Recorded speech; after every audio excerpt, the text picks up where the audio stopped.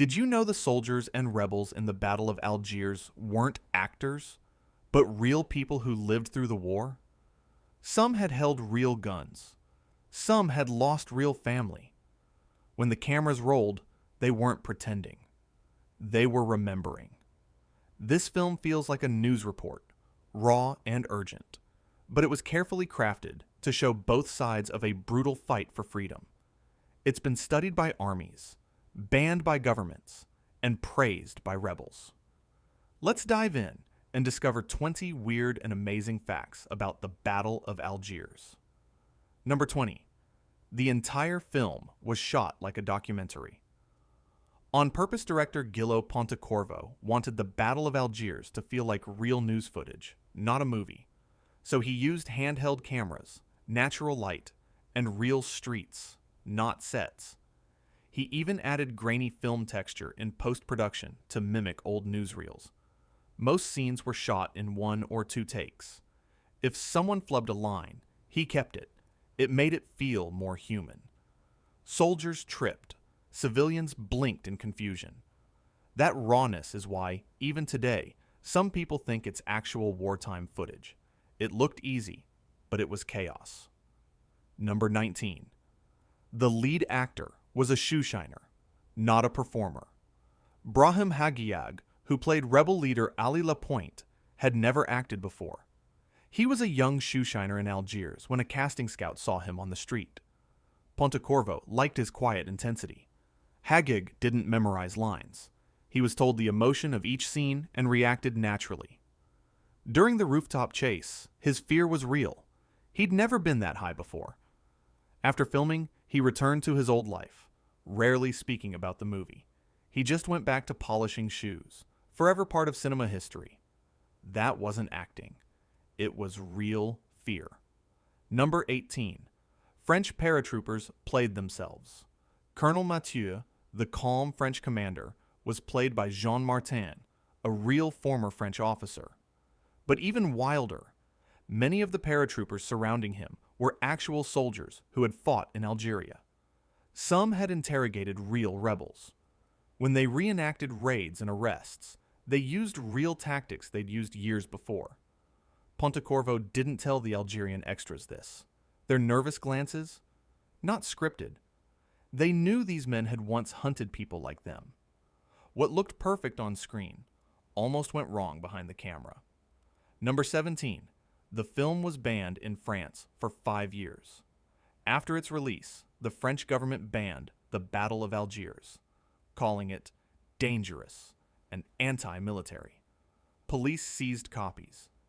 Theaters couldn't show it. Even discussing it was risky. Why? Because it showed torture, civilian bombings, and the logic of rebellion without picking a clear hero. The ban lasted until 1971. But bootleg copies spread secretly. Students watched it in basements. Revolutionaries studied its tactics. The ban only made it more powerful. It looked easy, but it was chaos. Number 16. The director filmed in the exact streets where real battles happened. Pontecorvo didn't rebuild sets. He filmed in the Casbah of Algiers, the very neighborhood where real bombs exploded and rebels hid. Locals watched from windows, some crying as scenes replayed their trauma. One woman shouted, "That's where my son died," during a bombing reenactment. The crew paused, honored her grief, then continued. The walls still bore bullet holes from the real war. The film didn't just tell history. It walked through its scars. That wasn't acting. It was real fear. Number 15. The soundtrack was made with unusual instruments. Composer Ennio Morricone, yes, the legend, created the haunting music using strange tools. African drums, military whistles, and even a Jew's harp. He mixed chants with radio static to mimic the tension of a city on edge. In one scene, the sound of a ticking clock is actually a heartbeat slowed down. Pontecorvo wanted the music to feel like it came from the streets, not a studio. The result? A score that pulses like a warning. What looked perfect on screen almost went wrong behind the camera. Number 14. Women bombers were real, and so was their courage. The scene where 3 Algerian women plant bombs in cafes? It really happened. In 1956, female FLN fighters disguised themselves in Western clothes, walked into European districts, and left bombs in public places. Pontecorvo recreated it exactly, down to the hairstyles and handbags. The actresses met real survivors who taught them how to walk calmly with hidden explosives. One said, "Your hands must not shake, even if your heart does." It looked easy, but it was chaos. Number 13. The film was used to train. Both armies and rebels, after its release, the Battle of Algiers became a secret manual. The Black Panthers studied it for urban resistance. The Pentagon screened it during the Iraq War to understand insurgencies. Even the IRA and Palestinian groups used it to plan tactics. Pontecorvo was shocked, but proud. He said, "If my film helps people fight oppression, good. If it helps armies crush them, that's not my fault." The movie became a mirror. What you saw in it depended on your side. That wasn't acting. It was real fear. Number 12. No professional lighting was used. Ever, Pontecorvo refused studio lights. Every scene used sunlight, street lamps, or bare bulbs. In dark alleys, the camera barely captured faces, but that made it feel truer. During night raids, the only light came from soldiers' flashlights. Actors had to move slowly, guessing where the camera was. One take failed because a real streetlight went out mid-scene. They kept filming in total darkness, then used it in the final cut. What looked perfect on screen almost went wrong behind the camera. Number 11. The screenwriter was a former rebel leader. Franco Salinas, who co-wrote the script, worked closely with Saadi Youssef, a real FLN commander who fought in the Battle of Algiers. Youssef even played himself in the film as Jafar. He gave first-hand details, how bombs were built, how messages were passed, how fear felt in a basement hideout. Salinas turned real war diaries into dialogue. The film's power comes from this truth, written by someone who lived it. It looked easy, but it was chaos. Number 10. The opening scene was almost too real.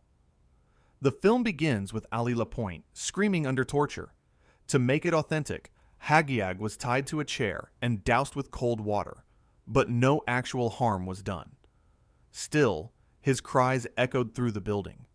Neighbors called the police, thinking a real interrogation was happening. When officers arrived, Pontecorvo showed them permits, but they stayed to watch. Even they were shaken by the realism. That wasn't acting.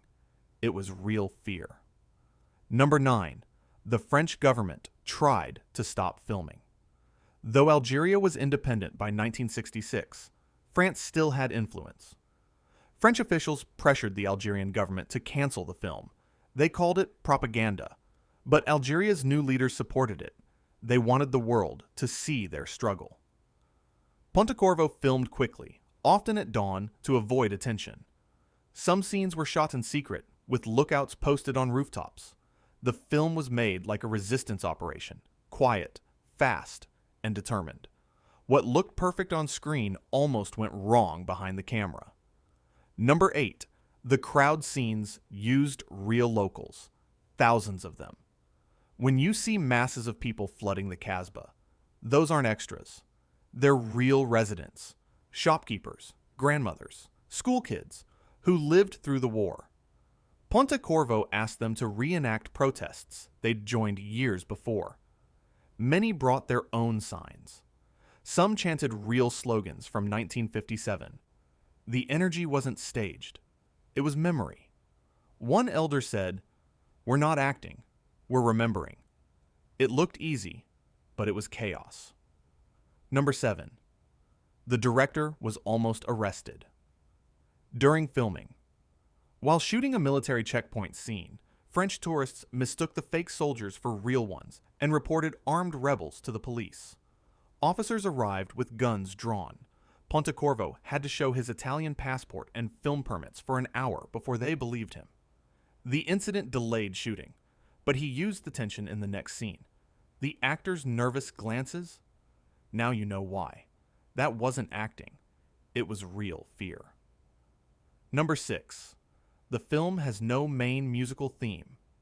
On purpose.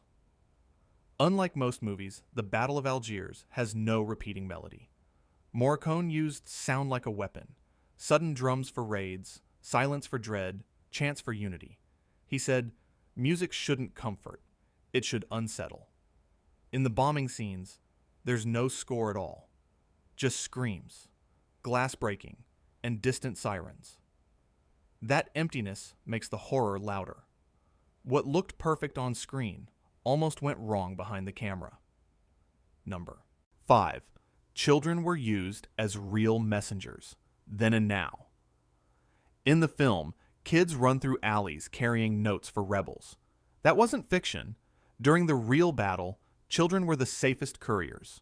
Soldiers rarely stopped them. Pontecorvo cast local kids who heard stories from their parents. One boy's grandfather had been a messenger. During filming, the child whispered, "I'm doing what he did." The past and present blurred in every frame. It looked easy, but it was chaos. Number 4. The final uprising scene was shot in one day. The massive crowd rising up at the end, with women ululating and men chanting, was filmed in a single afternoon. Pontecorvo gathered over 5,000 locals. No rehearsals. He just shouted, "Now!" and the Casbah erupted. Women climbed balconies and wailed the traditional yuyus. Men beat drums. The camera weaved through the chaos. It was so intense, medics stood by in case someone fainted. The result? A climax that feels like history breathing. That wasn't acting. It was real fear. Number 3. The film was nominated for 3 Oscars, while banned in France. In 1969, the Battle of Algiers earned Oscar nods for Best Director, Best Screenplay, and Best Foreign Film, even though it was still illegal to show in France. Pontecorvo joked, "Hollywood loves rebels, as long as they're far away." The irony wasn't lost on anyone. A film banned for telling truth was honored for its art. It lost all 3 awards, but won something bigger: respect. What looked perfect on screen almost went wrong behind the camera. Number 2. The director gave all profits to Algerian orphans. Pontecorvo didn't keep the film's earnings. He donated his share to a fund for children who lost parents in the war. He said, "This story isn't mine. It belongs to Algeria." For years, he refused to talk about the film's success, only its purpose. Even when the Pentagon screened it, he said, "Use it to prevent war, not plan it." His humility became part of the film's legacy. It looked easy, but it was chaos. Number 1. The film ends with a question, not an answer. The last words are, "The people won the Battle of Algiers, but the war continued." Then silence. No music, no heroes, just crowds shouting for freedom. Pontecorvo refused to say who was right or wrong. He wanted viewers to ask, what is justice? When is violence justified?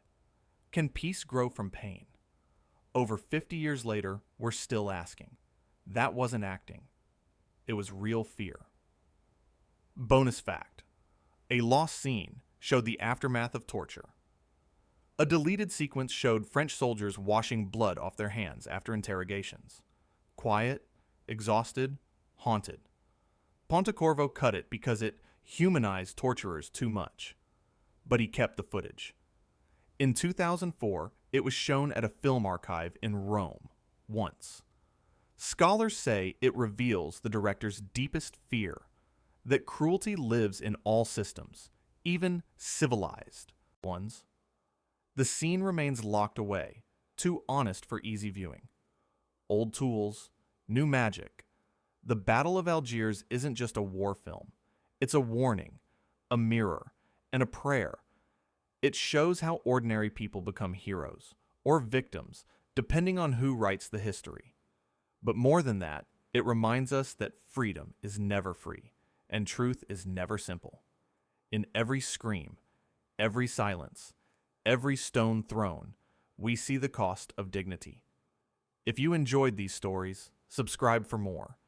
Every movie hides a truth, and we'll keep uncovering them, one story at a time.